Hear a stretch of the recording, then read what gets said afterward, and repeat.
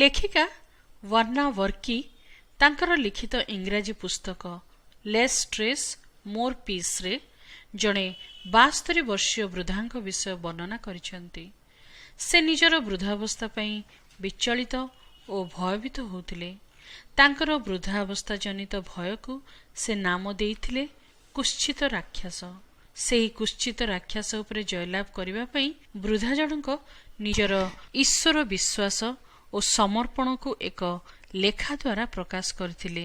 ହେ ମୋର ପ୍ରିୟ ସ୍ୱର୍ଗସ୍ଥ ପିତା, ବିଗତ 72 ବର୍ଷ ଧରି ଯେଉଁ ପ୍ରକାର ଭାବେ ତୁମେ ମୋର ଯତ୍ନ ନେଇଛ, ସେଥିପାଇଁ ମୁଁ ତୁମ ନିକଟରେ କୃତଜ୍ଞ। ତୁମେ ସଦାବେଳେ ମୋ ପ୍ରତି ତୁମର ଉତ୍ତମତା ପ୍ରକାଶ କରିଅଛ। ତେବେ ହେ ପ୍ରଭୁ, କାହିଁକି ଏହି କୁତ୍ସିତ ରାକ୍ଷସ ମୋ ଚିନ୍ତାଧାରା ମଧ୍ୟରେ ପ୍ରବେଶ କରି ମୋତେ ବିଚଳିତ କରୁଛି? ଏହି ସମସ୍ତ ଭାବ ମୋତେ ଆଜି ବିଚଳିତ କରୁଛି। ତୁମେ ମୋତେ ସ୍ୱର୍ଗୀୟ ନିବାସକୁ ନେବା ପୂର୍ବରୁ ମୋତେ କ'ଣ ବହୁତ ଦିନ ଧରି ଶଯ୍ୟାଶାୟୀ ହେବାକୁ ପଡ଼ିବ? ମୁଁ ଯେତେବେଳେ ଶକ୍ତିହୀନ ହୋଇଯିବି, ସେତେବେଳେ ମୋତେ କିଏ ଦେଖାଶୁଣା କରିବ? ମୁଁ ଯଦି ମାନସିକ ବ୍ୟାଧିଗ୍ରସ୍ତ ହେବି, ତାହେଲେ କ'ଣ ହେବ? ହେ ପ୍ରଭୁ, ମୋ ଅନ୍ତରରେ ଲୁକାୟିତ ହୋଇ ରହିଥିବା ଏହି କୁତ୍ସିତ ରାକ୍ଷସଗୁଡ଼ିକୁ ତୁମ ନିକଟରେ ପ୍ରକାଶ କଲି ଏବଂ ବୃଦ୍ଧ ବୟସ ଜନିତ ଯେଉଁ ସବୁ ବିଚଳିତ ଭାବ ମୋତେ ଅଧୀର କରୁଛି, ସେ ସବୁକୁ ମୁଁ ତୁମ ଚରଣ ତଳେ ଅର୍ପଣ କଲି।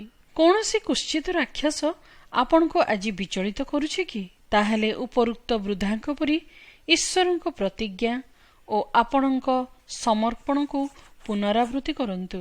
ବ୍ୟସ୍ତତା ଓ ବିଚଳିତ ଭାବ ଆମ ପାଇଁ ବିଫଳତା ଆଣେ, କିନ୍ତୁ ବିଶ୍ୱାସ ଓ ସମର୍ପଣ ଆମକୁ ଫଳରେ ପୂର୍ଣ୍ଣ କରେ।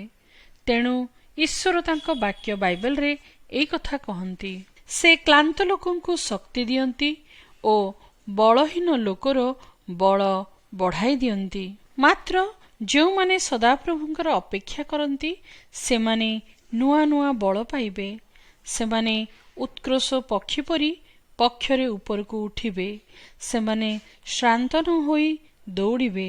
ସେମାନେ କ୍ଳାନ୍ତ ନ ହୋଇ ଗମନ କରିବେ।